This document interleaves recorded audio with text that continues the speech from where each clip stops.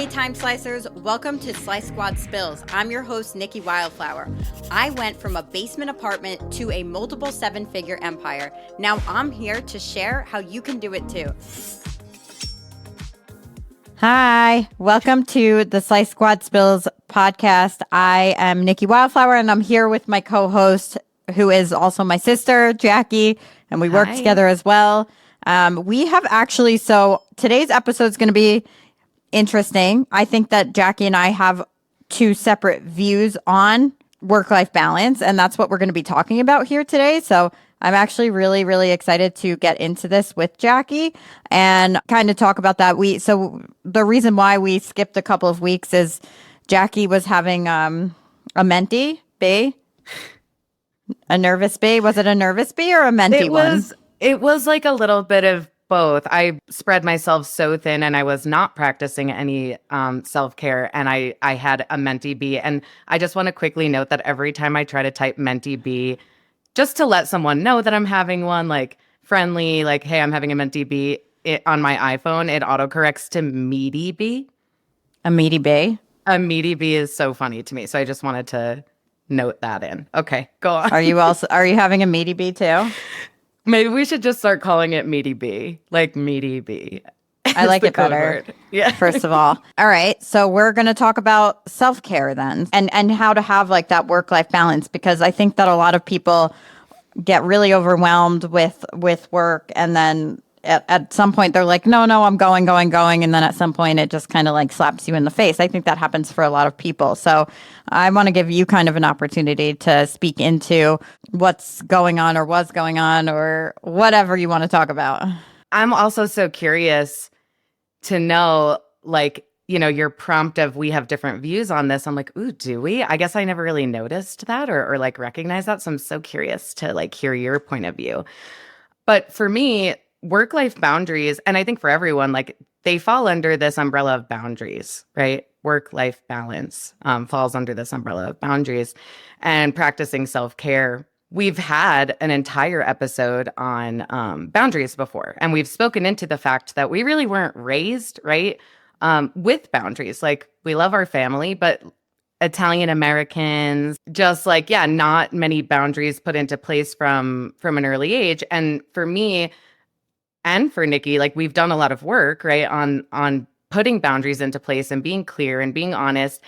And I still struggle so much with it. So what I found is over the past 2 weeks, we went to record a podcast or film a podcast, an episode 2 weeks ago, and I was working way too many hours every single day, not delegating, not asking for support or help, even though I did have that, not being honest about things that were bothering me. So I was just like, shove it. And I wasn't doing somatic breath work, right? We've had an episode on that. Like I was repressing. Hi, Mika. Shoving every hit that was coming my way in my personal life with work, stress, everything. I was just shoving it down, not taking care of myself. So I would just go from working for like 12 hours in a day to laying on the ground. I wasn't eating. I wasn't hydrating. Not good. And I knew like it was all going to come to a head. So 2 weeks ago, I'm like, I can't do the podcast. Like there's just no physical way. I am so spread thin. The night before we were supposed to record it, I was driving home. Like I had worked a 10-hour day behind the computer. And then, I saw a massage client and I drove home in tears. The like entire drive home, I was crying, and I'm like, I need a personal assistant. I need a savior, like something, anything. And then I had to take a day off, a mental health day. And then the following week, we did our Denver event, in-person event, which was great. And still like I was going. I never really gave myself that time to recover. And when we went to film the podcast, again, like really bad mental health space. And so I started to really prioritize even just little baby steps of self-care. And it's made such a world of a difference. I also did hire myself a personal assistant because I was actually about to pull my hair out. And through just like, I went to a yoga class, I got a massage, started a new like evening self-care routine. So I take like 20 minutes before bed to do some deep breathing, to like take care of my skin, like just even putting lotion on. Like I wasn't even doing that. Oil pulling, again, we've talked about consistency as well. Wow, we've really covered a lot of ground in these podcast episodes. Yeah. Really. Like everything I Yeah. touch on, I'm like, there's an episode on that. There's an episode on that. But yeah, so in the art of consistency, right? And like building that practice for yourself in your life, I know already that like baby steps, like going from 0 to 100 is not really attainable, or like, what's the word I'm looking for? I think the word is it's the long term, right? Like the sustainable. Oh my gosh. Okay. I'm always like, come on, telepathy. Give me the word. I always do it to Nikki. I'm like, what word am I looking for? You always find it for me. So thank you. But yeah, so I started to, like I said, I got a massage. I took a yoga class. These are things that I know. I always have in my back pocket. Tools I always have in my back pocket. Super simple. Like, yeah, just go move your body. Yeah, just go practice self-care, like get a massage. And then these like small little habits that I'm implementing daily, like the oil pulling, the like hydrating my skin, hydrating my body, meal prepping, stuff like that. But trying to not put too much pressure on all of it to go to like 100. Yeah. That makes sense. That's where I'm at now. I feel much better, if you couldn't tell. Are you like pretty structured in your self-care routine? Well, I started small, and now I am working on getting more structured in my self-care routine, because I think what I recognize is that I was prioritizing work over myself. And that's also not sustainable. Like nobody can work 18 hours a day or 10 to 18 hours a day. And again, like, just want to note, Nikki's not forcing me to do that. It's just how much work we have. And I maybe wasn't schedule blocking in the right way and not practicing self-care. So I was just like focused hard on what I was doing all day. No Pomodoro, no nothing, just ruining my own life. Yeah. Why don't you take our own classes? Oh, no, listen, I know. So what I call this, like what I just did for the past 2 weeks, I call it a spin cycle, right? So I could practice and again, like this is on consistency and like sustainability. I could practice all of the things that I know that we preach, that I know are there for me for a certain amount of time. And then like one thing could trigger me, or like stress could trigger me or something. And then I like drop all of them. And I'm like, I'm just going to work. And that's it. And then I just work. And I don't know why I put all of my energy into work. Yeah, that's just what I do. Yeah, I get that.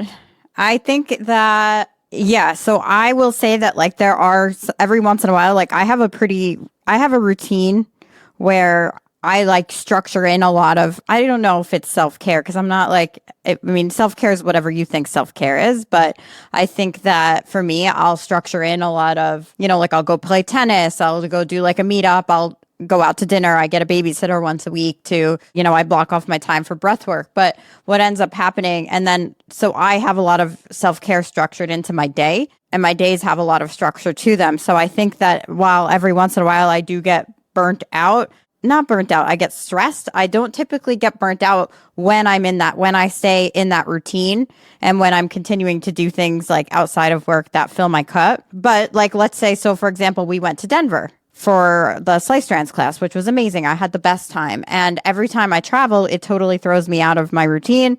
I jump back in. I feel like I have 1,000 things to catch up on with work. I stopped doing it took me like 5 days to get back into like waking up on time and even just like being present, because I felt like I had so much to do. So every once in a while, like something like that happens, and then I do burn out. I freak out. I like implode. And that happened to me. So there's that. And then I just got back. We've been doing really well. Yeah, no, but then I was like, you know what? I'm back. I'm like, you got to do it. You got to wake up at 5. You got to do your thing. I woke up this morning. I ran. I took a cold shower. I made my coffee.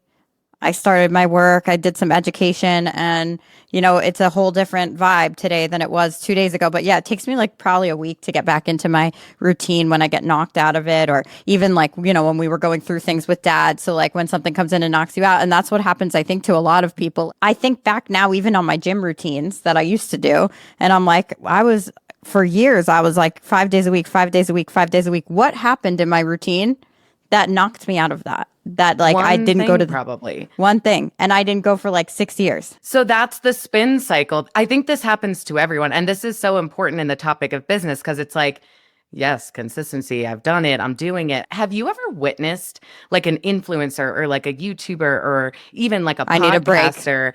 They need a break, but then they like never come back. They never come back. Yeah. And you're like, where did you go? Like you just stepped completely out of it. So it's like the spin cycle of like, you know what? Now I'm out. I'm out. And I never want that to happen. You know, like that's scary. But it's such a normal thing for, yeah, something to trigger. And then for you to go off like anyone to go off of the, like derail from whatever the gym, whatever the routine is. And then it's like, yeah, it's so easy to get derailed. And I think too, sometimes like I have my own business. So I'm very self-aware. So like I know when I get into a self-destructive pattern or I'm about to fall out of my routines and my habits. And I think the only thing that like I refuse to let that happen. Like there are so many times where I feel like fucking shit, I don't want to do this anymore at all. Like I don't. I'm stressed. I am tired. I'm scared. And I'm like, wouldn't it be easier just to like go move into the little mountain house and just chill for the rest of my life? Except, I mean, I wouldn't be happy for very long. We all know that. And then it's the reality is that like, I know that if I don't quit, then I can't fail. Like there will be failures along the way, but if I keep going, then I won't fail. So I just try my best to stay because I know the importance of consistency. But yeah, on the topic of self-care, anyway, things that I do to like make sure I take care of myself is I have that big calendar on my wall. I plan my adventures in. I actually plan my life outside of work first and then let work fill in around it, which still the bulk of what I do is work, but I like to plan the exciting stuff and like new things that I haven't done before, things that push me out of my comfort zone first, and then let work fill in. And I learned a lot of that from Jesse Itzler, who I love. I don't know him, but I just am intrigued by it. He's married to Sarah Blakely. He was the founder of Marquis Jets. He's on the internet and he's sold a bunch of companies. He's just a serial entrepreneur. I feel like I have a lot of his same energy. And I did find out today, listening to a podcast, that he was born August 22nd. So he's also a Virgo, right? he's a cusp. He's a Leo Virgo cusp. He's Oh, a little okay. bit of both. But isn't it like the 21st would make It depends on the month. Some months it's like the 23rd that it switches. Some it's the 21st. Some it's the 22nd. It's very weird. Well, that's going to ruin the entire narrative that I had that we're Maybe he kindred leans spirits. more into his Virgo. Whatever. Okay, well, Keep anyway. your narrative, girl. Anyway, we're the same person. And he's also from Long Island. And I listened to him. And, he says it all the time. He's in his 50s now. And he emphasizes so much. Every other month, he makes sure that there's a new experience on his big calendar, his big ass calendar that he hasn't done before. He plans all of his races and stuff like that. Like I have my triathlon up there, which is a nightmare because how am I even going to do a triathlon? I know that I'll figure it out, but this is still a very terrifying concept to me. And yeah, it's just, I just do my best to do that. I plan the breath work in and I let work fill around it, because if I didn't do that, if I did not schedule these things, they wouldn't happen. I would just get so caught up in, you will fill the time. That's the thing. So like the time you allow yourself for work, you'll fill it. You'll find ways to fill it. If you don't prioritize your life outside of that, or try to find ways to integrate it with your life, or even find friends who like are also entrepreneurs and spend your time with them. Like I have a lot of work-life integration rather than balance. Work integrates into my life. Yeah. So is that like where you feel like we differ? Because I actually, like, everything you're saying, I fully resonate. I just haven't been doing that. So, I didn't block out the things for fun, adventures. I haven't left my house until the Denver event. Like literally, I just, like, people would invite me to hang out. I was invited to a party, like whatever. And I would be like, I'm swamped with work. That's all I can do. Like, instead of prioritize, it's like, I need to go be around other human beings. I can't just like sit in this cave all day, every day, or on my couch and work. Like I was not creating any boundaries, structures, or time or space in my calendar for work-life balance or adventures or fun. So I just turned into like a machine robot who was spread too thin, and then I had a meaty bee. A meaty? Yeah, I get that. I totally get that. There has to be a separation there. I work hard on that, and I'm not perfect. Like sometimes I bring my phone down with me when it's time to be with my kids, and I always regret that. Yeah, a lot of my work is integrated in my life. So like because I love what I do and I love like the constant growth. So most things that I do are somehow related to work. And are there ways that I can have fun and practice self-care while simultaneously working? So if let's say I have something going on in Vegas, like a conference, can I have fun at the same time? Can I bring Allison there? Can I go to the spa? Like when I like to hang out with friends outside of work who are also entrepreneurs and connect with people who are also entrepreneurs, because it fills my cup both from the connection standpoint and my brain from the work standpoint. So I say a lot of integration, and also I love it. So a lot of what I do besides, I would say like the one thing that has absolutely no relation to work is my kids. And tennis. Tennis doesn't, but no, it gets me like in the right. And that's like the one time where I'm actually working out and I'm not listening to a podcast or something like that. Yeah, because you can't. Like, because I can, I'm playing. But yeah, that's one thing that's just not related at all to work. Well, when I practice breath work with my coach, it's not still most of the stuff that I'm thinking about when my brain is in that mode is also work. So yeah, it's all encompassing, and I'm obsessed with this life of an entrepreneur. I'm obsessed with it. And sometimes it's really stressful and hard. And we have to make sure that that our cups are filled up and that we're having experiences. Because I don't want to look back and be like, look at you sat in your, but even though every part of me is like, no, stay home and get this shit done. I get a little like, I'm comfy in my house. Like I'll stay here. Oh, it's so, once you create like a really good space for yourself, it's like really hard to leave. And then I'm like, bitch, go out to myself. I'm like, get out of the house. Yeah. You lazy sloth. I'm like, go play tennis. Go hang out with new people. Go create experiences for yourself. Because the summer, though, I don't leave. You know that. That's my rule. Well, I mean, you don't have to. You've got a beach and a pool in your backyard. So I think we're pretty good to go. You had to throw that in there.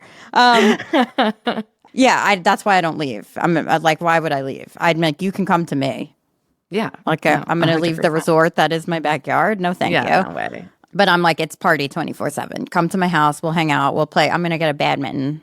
Yes. See, stuff like that. Even like taking the time to play Wii with Allison. And the other day we cooked together. And that was so fun. Like on a weekend, because we don't do that during the week. So little things like that. This weekend, we are going out to a fancy dinner in the city with Michelle. And I just try to like create experiences and plan in the self-care. It's funny because like, I was always that type of person who went out and experienced life. Like since I was really young, I would go to music festivals, always like meet new people. One of my therapists back in the day called me like a people collector, and like an experience collector. And I really was. I think it was a mixture of shifting my mindset and like becoming more regimented and like really prioritizing, which is what happened for me, prioritizing working hard and finding this like routine and growing because I love it. It does give me dopamine. But at a certain point, I like completely dropped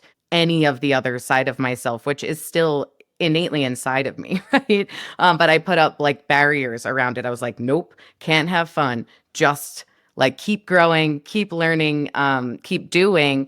And it's like both can be true. Yeah, there is integration that's possible. But for some reason, my brain couldn't find the mesh between them.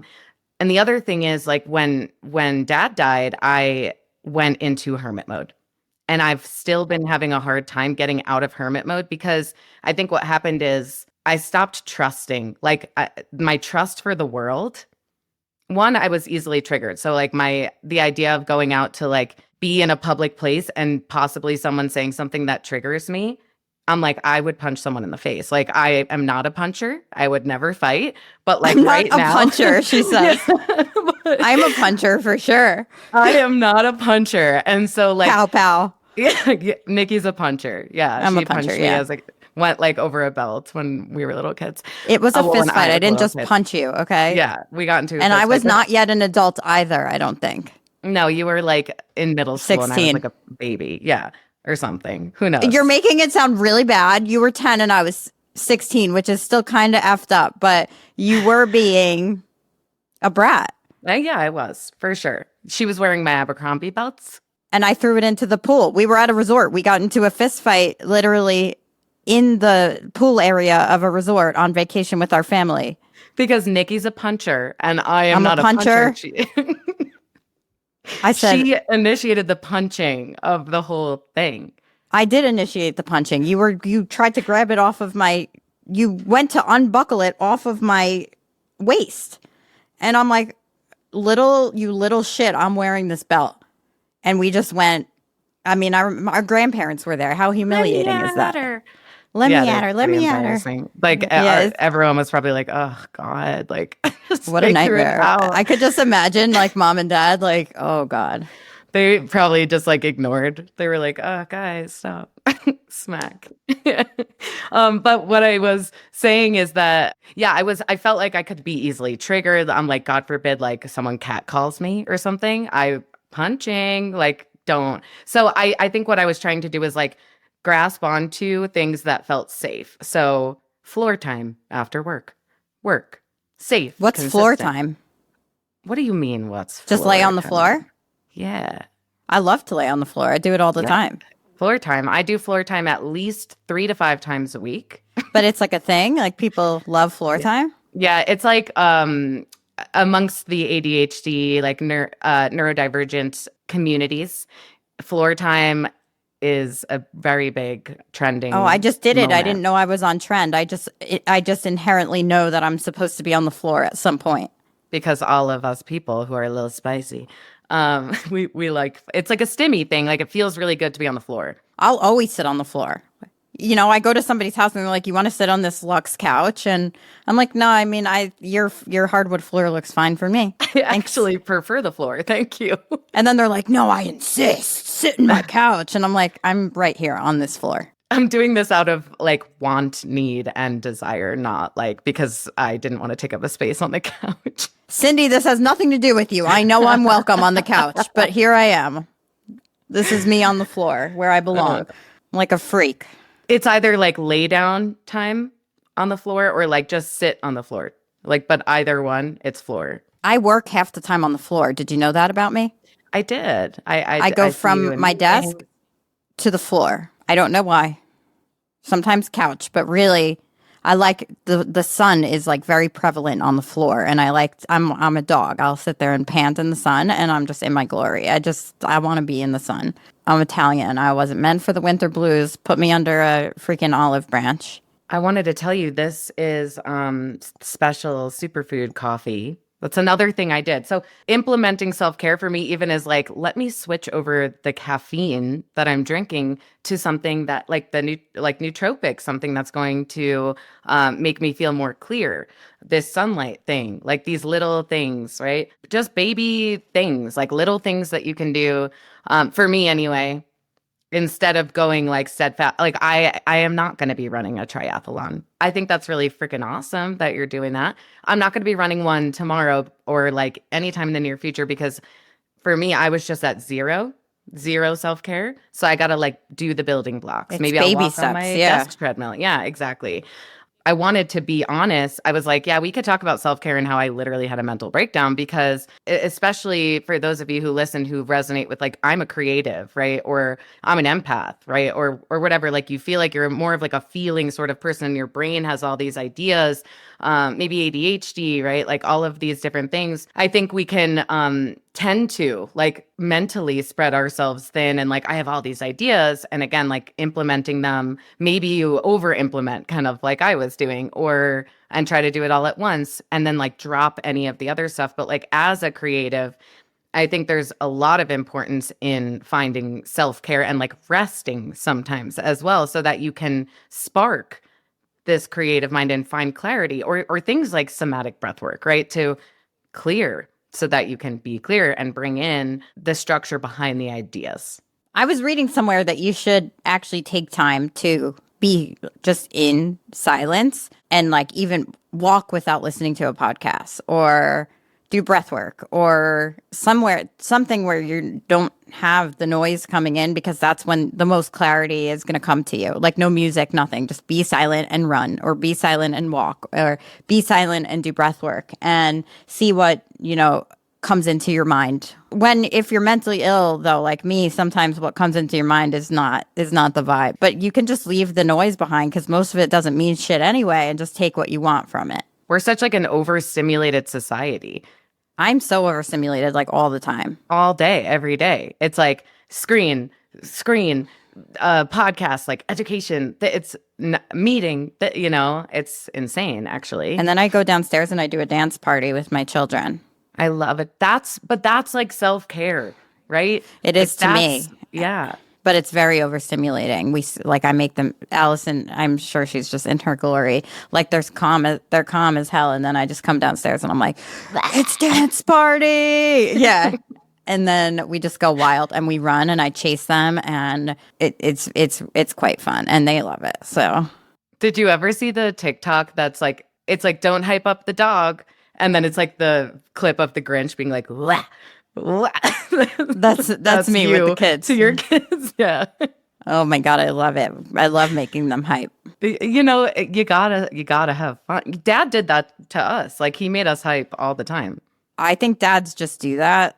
Not like all dads, but I feel like it's a common thing. Like, oh, dad comes home and gets the kids all hyper, and then I have to deal with the shit. And in this situation, I'm the dad. You're the dad, yeah. You come downstairs from working, and you're like, I love the Grinch. She's been taking care of the kids. She takes care of the kids all day. I come downstairs, and it's like, and then a hero comes along, and all I have to do is like dance, and they're like, "Mommy." Yeah, I get it. Wait, I have to tell a story. This podcast episode, and I know they're always rogue. This one seems to be particularly rogue, but I need to tell a story about me being on the phone with Mom yesterday. So, her phone is just like a piece of shit, literally. Yeah. And whenever, this is like across the board, no matter what, if you call her or she calls you and you start speaking, she'll be like, I can't, this stupid phone, fuck, and then like, that's the first thing she says, this fucking phone, every time you call. So there's like a pause of her cursing and like putting you on speakerphone. And it's actually just because she can't hear. Yeah. Right. She can't hear. It's probably not the phone. Yeah. Anyway, she does that whole episode. She puts me on speaker. She's with grandma. And then, we're talking and she talks, like she just goes, like she'll ask a question, but then she leaves little to no space for the response and then goes on to like another question or just like a whole different topic, a follow-up statement that is not related, right? And so you've got to like be quick to answer if you want to get your words in there. If you want to answer that question, you better fucking answer it. But for some reason yesterday, there was a like 30-second lag on her end to hearing me. So she would speak and I would respond right away. And then I would like hear her brain buffer, literally like pause. And then, like, I'm just crying. And then she'd respond, but it was so delayed. And then she just kept blaming it on my phone. She's like, you're delayed. I'm like, you're delayed. And then we were on the phone for so long that I created a conspiracy theory in my head that she was using she was like reading my words because that's how delayed it was. And like, she was getting them a little out of order, but she was getting the clear words I was saying. And I'm like, Mom, and and like you accuse her of something and she's not, and it's not. What are you talking about? Yeah. I'm like, Mom, are you wrong reading? with you? She's like, no. What do you mean? How would I even do that? Yeah, literally. And I'm like, you must be reading. Then I was just like playing a game because I thought it was hilarious because she was getting so defensive. I know, it's so funny. Really good boundaries on my end, obviously. Like I love to mess with her. But I'm like, you have to be reading. And then she's like, I swear to God. And then she's like, Mom, because she's with the grandma, what do you see on my phone? And grandma's like, nothing. And I'm like, damn it, fine, I'm sold. You're not reading it. But I still a little bit believe my conspiracy think she was theory reading that it? she was. Yes. I wish I could have recorded the 50-minute conversation that we had where she had to have been reading. I don't know what happened back there, but it was hilarious. One time, like she was like, I guess she like wrote down what she wanted to say to me. and like I could literally like hear her rehearsing while I was speaking. And I'm like, I hear you like whispering what you're about to say under your breath. I can't. And she's like, oh, I had to write it down. And I'm like, oh my God. But it's very funny. It's comical. Hilarious. With that being said, I do have a shit ton of work to do. So we are going to hop off for today. It was a little bit of a chaotic episode, but I love it. I thought it was fun. It's fun. I just like need to have fun sometimes. Like, see? Yeah. Girls just want to, no, I'm not saying it. I got a Triceratops tattoo. How's that for fun? Anyway, if you want to come to the New York class, we just released the dates for it to get certified in slice strands. It was honestly so much fun in Denver. It was great. Everyone loved it, I think, as far as I know. And it was like a life-changing event for everyone. It was I thought incredible. So too. Yeah. I felt the vibe. I did. And yeah, New York is April 29th and 30th. We would love to have you there. You need to be there for both days. It's the slice strand certification, licensed stylist only. If you are not a licensed stylist and you want to work with our team, as always, you want to come on as a consulting client, there will be a link for that as well. If you want to come on, if you're a hairstylist and you want help with your business, we are the people to go to for that. We'll leave a link for you to book a call with. And same thing, like if you don't know what you need, we're just going to put the link for you to book a call, and then we'll let the team figure out what you need. Because I don't know what you need either. I don't even know you. Thanks for being here. Thanks for listening. Please leave a review, right? Or give us 5 stars and rate it 5 stars. Yeah. And follow the podcast and leave a download comment. it. I don't really that know. does something. Just do all the things. Engage, whatever. Help us. Like again, we do this kind of because we love it, but still help us. But still, whatever. Yeah. Okay. Bye. Okay. Bye. Thank you for listening to Slice Squad Spills. If you're enjoying the show, please subscribe, leave a rating and review on your favorite podcast platform. Your feedback is going to help us improve and attracts more listeners to the show. Please share with your fellow time slicers. And hey, if you're ready to optimize your time and double your income, we've got you covered.